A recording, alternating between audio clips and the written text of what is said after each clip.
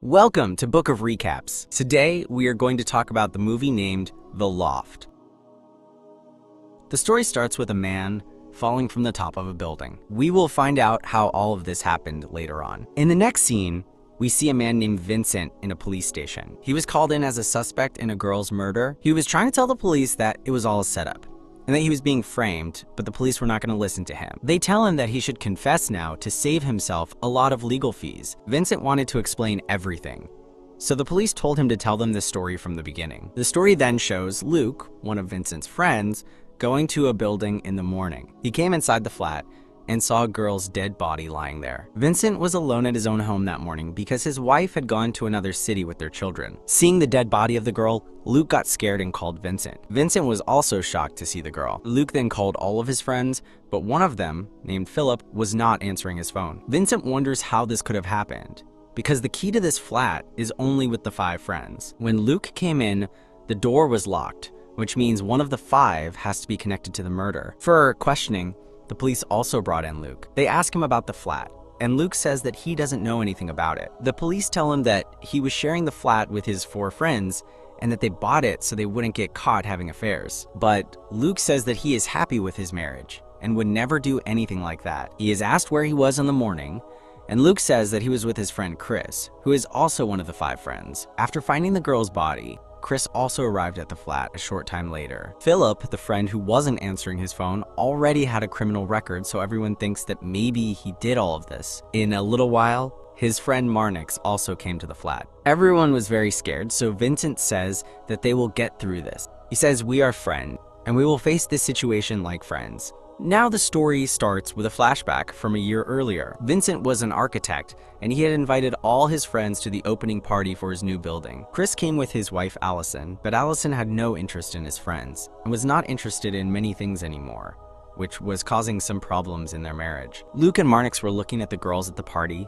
but Luke's wife came and separated them. A very beautiful girl named Anne came up to Chris at the party. She recognized him and said that he was a psychologist.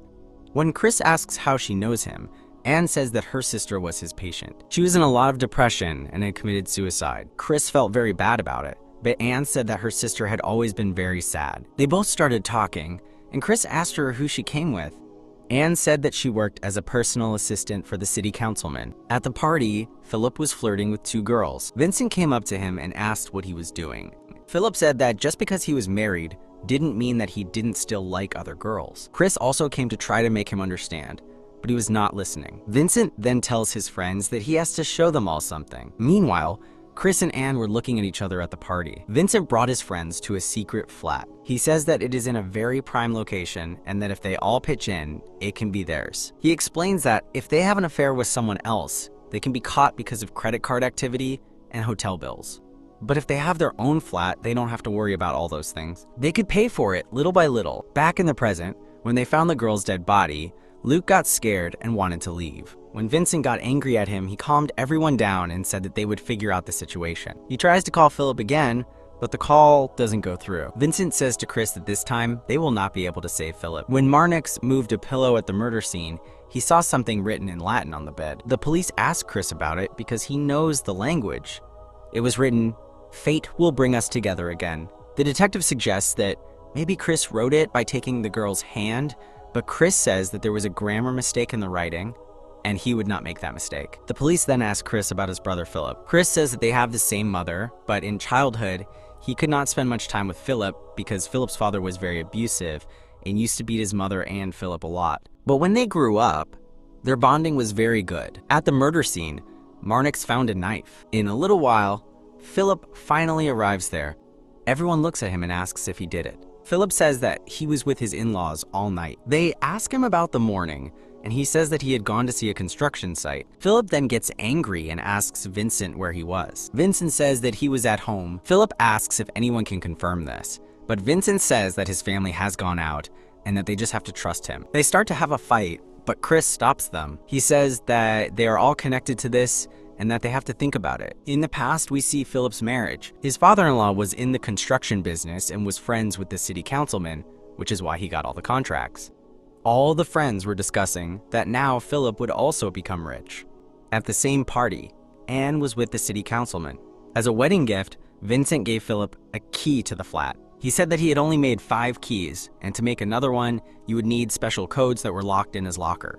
Everyone takes a key, but Chris doesn't. He says that he is not interested in all of this. Vincent tells them that no one should know about their secret. Vincent then notices Philip's sister, Jo, at the party, and likes her a lot, but Philip warns him not to go near her. Marnix was teasing Philip about Jo, and Philip hurts him. His father-in-law saw this and did not like it. Chris saw Anne leaving the party and asks her why she comes to parties with the city councilman even on weekends. She says that she is a very dedicated personal secretary. He asks her if there is something going on between them, and Anne says that she always falls in love with the wrong man. She says that the councilman used to get close to her, but at the time of important meetings, he would throw her out. Chris asks her why she lets herself be used like this, and Anne says that maybe she is using him. She then says that she likes talking to Chris about all these things and asks if he ever wants to go for coffee. Chris says yes to this. After the wedding, Chris comes to Vincent at night and takes a key to the flat from him. In the scene after the murder, Vincent asks everyone if they all have their keys. Everyone took out their keys, but Chris didn't have his.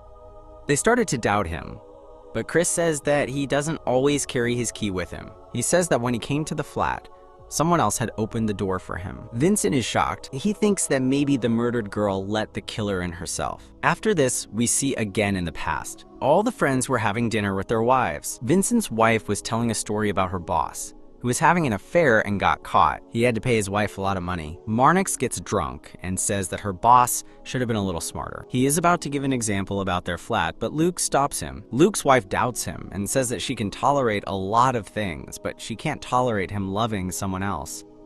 Luke says that nothing like that is happening. At the time of the murder, the girls' hands were tied. Vincent says that maybe someone is trying to trap them. Because of their affairs, a lot of people were getting hurt. Maybe one of their wives found out, or maybe the girl's boyfriend. He says that if anyone has any trouble with anyone, they should tell them about it now. Chris then remembers Anne. He was having an affair with her and had started to love her. He tells her this, but Anne says that he doesn't even know her yet and that they only spend a little time together. She tells him that the people you love can hurt you. Chris was very sincere and says, "I love you" again. Then Anne says that she is a sex worker and that she takes money from people to spend the night with them. She tells Chris to go back to his family. In the next scene, Marnix is interrogated. The police ask him about his wife divorcing him because of his affair. They ask if he took girls to the flat. Marnix says that it has nothing to do with the flat. He says that he went to San Diego for a convention, and that's where his affair happened. We see that Vincent, Luke, and Marnix had all gone to San Diego. A girl came and started talking to Vincent, and her friend Sarah also came there. Sarah and Vincent were flirting with each other and went to the pool. After that, they became intimate. In the next scene, we see that Sarah and Vincent's affair continued, and Sarah fell in love with him. But Vincent just left her. The dead body in the flat was Sarah's. Luke found a bottle of wine at the scene and told Vincent that he must have been there yesterday. Vincent then tells everyone that he knows the girl and that he was with her last night, but he left and did not kill her. Chris asks who could have tried to sell the flat, because Vincent had gotten a call that someone had listed it for sale. In the next scene, Anne was not talking to Chris, so he tries to approach her. Even after knowing everything, he was still in love with her, but Anne still left him. After knowing about Vincent's affair with Sarah, Philip got angry at him and wanted to kill him with a knife, but Chris stopped him. In the past, Marnix's wife found out about his affair, and he went to Vincent crying. Vincent says he'll talk to her and everything will be fine. After the murder, Vincent says they have to do something about the body. Sarah was tied up with a handcuff. Vincent says that Philip has a lot of experience with handcuffs. Actually, one night, Philip had kidnapped a sex worker and tied her up with a handcuff, but her friends got her released. After everything calmed down, Luke tells Vincent that he used to record everything on a secret camera whenever he went to the flat. Vincent didn't know about this. Luke says that's why he didn't record last night. In the past, there was a charity party. Chris came with his wife, but she had no interest in it. Anne also came with a councilman. Vincent finds out that Philip's father-in-law has given the big contract to someone else. He goes to the father-in-law and indirectly threatens him, saying that he will tell everyone about his affair. Philip's sister was also at the party. Sarah also came there, trying to talk to Vincent. Vincent was getting hurt.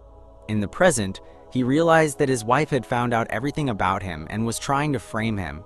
Suddenly, he starts feeling dizzy. Then he finds out that the other 4 friends were the ones framing him. When Luke came to the flat in the morning, Sarah was already dead.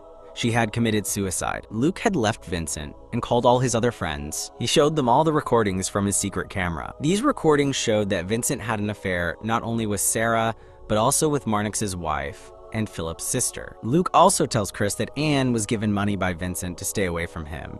After knowing all this, everyone was very angry. They set up everything to make it look like there was a murder. Then they cuffed the dead Sarah to Vincent and called the police. Vincent was trying to tell the police that he was set up, but the police didn't believe him. The police officer tells Chris that Sarah didn't die because of sleeping pills.